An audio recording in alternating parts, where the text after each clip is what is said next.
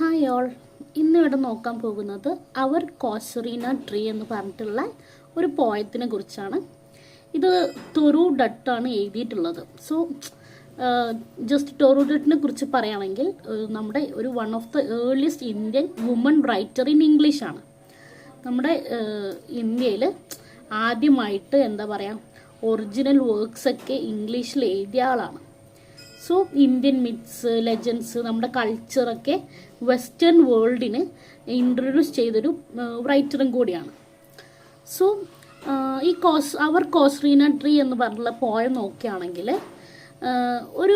ഈ കവിതയിൽ തന്നെ ഒരുപാട് ലൈഫ് എക്സ്പീരിയൻസ്, ഇങ്ങനെ ജീവിതാനുഭവങ്ങളിൽ നിന്നിട്ടും എഴുതിയൊരു ഓട്ടോബയോഗ്രഫിക്കൽ കവിതയാണിത്. ഓക്കെ, സോ ഇതിൽ വെച്ചാൽ വിദേശ രാജ്യങ്ങളിൽ താമസിക്കുന്ന സമയത്ത് ഇന്ത്യയിൽ സ്വന്തം വീടിനെയും ബാല്യകാലത്തിനെയും മരിച്ചുപോയ സഹോദരങ്ങളായിട്ടുള്ള അരു, അബ്ജു എന്നുള്ളവരെ ഓർക്കുന്നൊരു രീതിയിലാണ് ഈ പോയം ഉള്ളത്.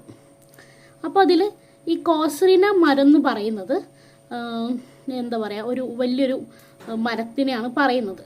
അത് ഓർമ്മകളെയും സ്നേഹത്തിൻ്റെയും ഒരു ബാല്യകാലത്തിൻ്റെയൊക്കെ ഒരു പ്രതീകമായിട്ടാണ് കാണുന്നത്. അപ്പം ഈ കവിതയിൽ വെച്ചാൽ memory, death, transience of life and immortality of art, ഇതൊക്കെയാണ് തീംസ് ആയിട്ട് വരുന്നത്. ഇതിൻ്റെ സ്റ്റോറിയിലേക്ക് പോവുകയാണെങ്കിൽ കവിതയിൽ ആദ്യം തന്നെ ഒരു വലിയൊരു കോസറീന ട്രീ കാണുന്നുണ്ട്. അപ്പോൾ അവിടെ ഒരു ക്രീപ്പർ എന്ന് പറഞ്ഞാൽ വള്ളി, അതിനെ ചുറ്റിലായിട്ട് ഒരു ഹ്യൂജ് പൈത്തണ് ചുറ്റിപ്പിടിച്ചിരിക്കുന്നു. പൈത്തൺ എന്ന് പറഞ്ഞാൽ ഒരു പെരുമ്പാമ്പ്. സോ അവിടെ ഒരു റഗ്ഡ് ട്രങ്ക് എന്നൊക്കെ ഉപമിക്കുന്നുണ്ട്. എന്ന് വെച്ചാൽ അവിടെ പരക്കനും ഇങ്ങനെ ഇങ്ങനെ ശക്തമായിട്ടുള്ളൊരു മരത്തടിയിലാണ് റഗ്ഡ് ട്രങ്ക് എന്ന് പറയുന്നത്. പിന്നെ ആ മരത്തിൽ ഒരുപാട് ഡീപ്പ് സ്കാർസ് ഉണ്ട്. അപ്പം മരത്തിൻ്റെ ഇങ്ങനെ തടിയിൽ ഇങ്ങനെ ആയമുള്ള മുറിവുകളും പാടുകളൊക്കെ കാണുന്നത് അതെന്താണ്, നമ്മുടെ ജീവിതത്തിൽ ഒരുപാട് കഷ്ടപ്പാടുകൾ എന്ന് വെച്ചാൽ മരമോ അങ്ങനെ ഒരുപാട് അനുഭവങ്ങളിലൂടെ കടന്നു പോയിട്ടുണ്ട്. എന്നാലും മരം എന്ത് ചെയ്യുന്നു, ഉറച്ചു നിൽക്കുന്നു. സോ അതുകൊണ്ട് മരം സ്ട്രെങ്ത് ആൻഡ് എൻഡ്യൂറൻസിൻ്റെ പ്രതീകമായിട്ടാണ് ഇവിടെ കാണിക്കുന്നത്.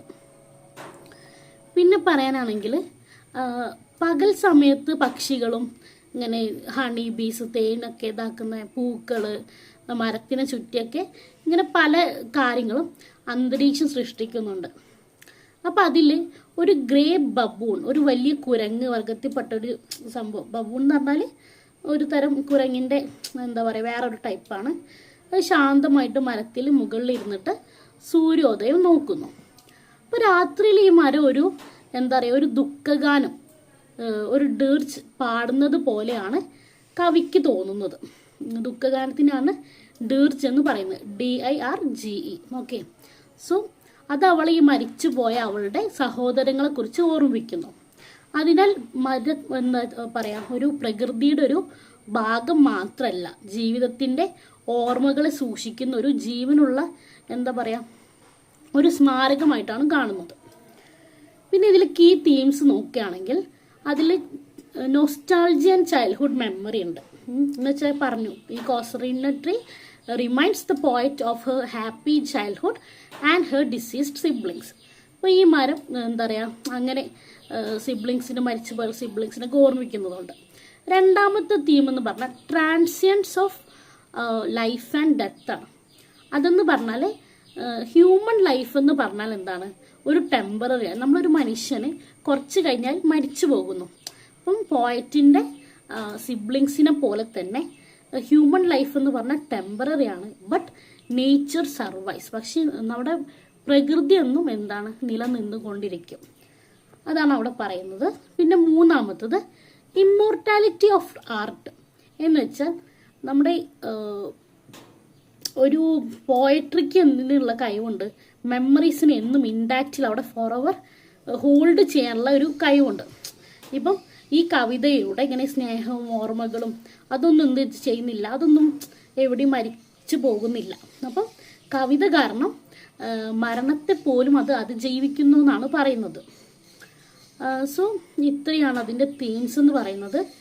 പിന്നെ ഇവിടെ ഇങ്ങനെ കുറേ സിഗ്നിഫിക്കൻറ്റ് ഇമേജിനറി ആൻഡ് സിംബലിസൊക്കെ ആയിട്ട് പലതും കൊടുത്തിട്ടുണ്ട്. ക്രീപ്പർ ആൻഡ് റഗ്ഡ് ട്രങ്ക് എന്ന് കൊടുത്തിട്ടുണ്ട്. ഈ ഹ്യൂജ് പൈത്തൺ, ഞാൻ മുൻപ് പറഞ്ഞ പോലെ തന്നെ അങ്ങനത്തെ കുറച്ച് കാര്യങ്ങളൊക്കെ, ഇങ്ങനത്തെ വേർഡ്സൊക്കെയാണ് ക്വസ്റ്റ്യൻ പേപ്പറിൽ കാണുന്നുണ്ടെങ്കിൽ ഐഡൻറ്റിഫൈ ചെയ്യാൻ എളുപ്പമായിരിക്കും.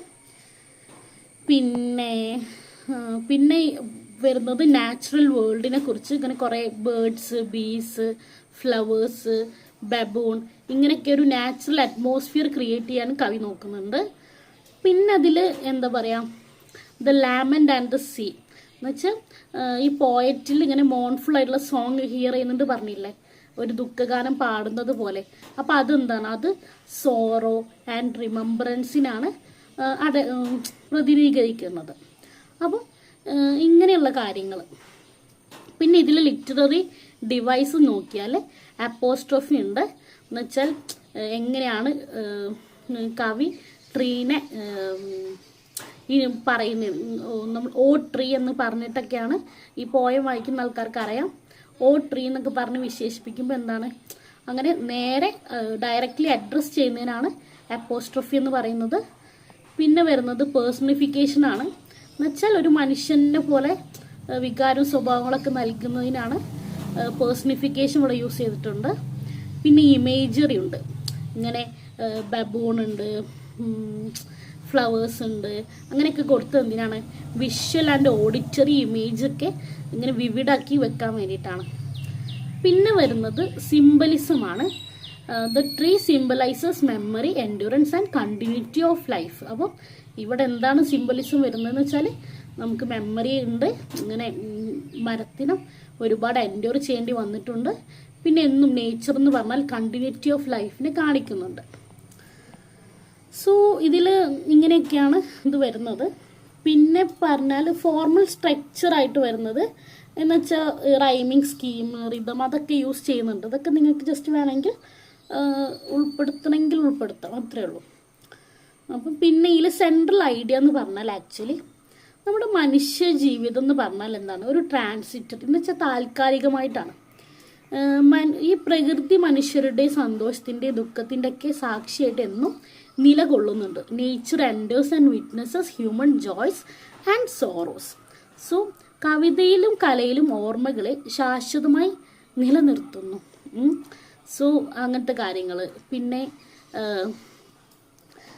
സ്നേഹബന്ധങ്ങളൊന്നും അങ്ങനെ പെട്ടെന്നൊന്നും ഇല്ലാതാക്കാൻ പറ്റുന്നില്ല ഈ മെമ്മറി കാരണം, അങ്ങനത്തെ കാര്യങ്ങൾ പറയുന്നുണ്ട്.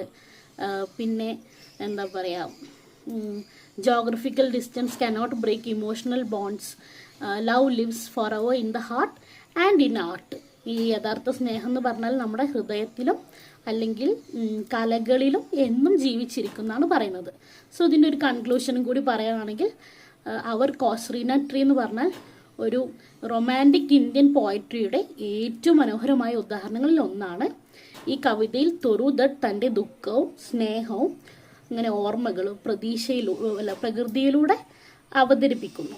അപ്പം ഇങ്ങനെ ഈ ഭൗതികമായുള്ള ഈ ലോകം നശിച്ചു പോകുമെങ്കിലും, എന്ന് വെച്ചാൽ നമ്മുടെ ഹ്യൂമൻ ലൈഫ് ആയിക്കോട്ടെ അല്ലെങ്കിൽ നമ്മുടെ ഒരു ടൈം ആയിക്കോട്ടെ ലോകത്തിലുള്ള, സോ അതിൽ ഈ മെമ്മറി എന്ന് പറഞ്ഞാൽ നമ്മുടെ അടുത്തുള്ള ആൾക്കാരുടെ, പ്രിയപ്പെട്ട ആൾക്കാരുടെ ഓർമ്മകൾ കവിതയിൽ എന്നും ജീവിക്കുമെന്നാണ് കവി വിശ്വസിക്കുന്നത്. അതുകൊണ്ട് കോസറീന മരം എന്ന് പറഞ്ഞാൽ ഒരു ചൈൽഡ്ഹുഡിൻ്റെയും എന്താ പറയുക സിബ്ലിങ്സ് അതിൻ്റെ ബോണ്ട് അങ്ങനെ എല്ലാത്തിനെയും എന്താ പറയുക റെപ്രസെൻറ്റ് ചെയ്യുന്നു എന്നാണ് അവസാനം കൺക്ലൂഡ് ചെയ്യുന്നത്. സോ ഇത്രയാണ്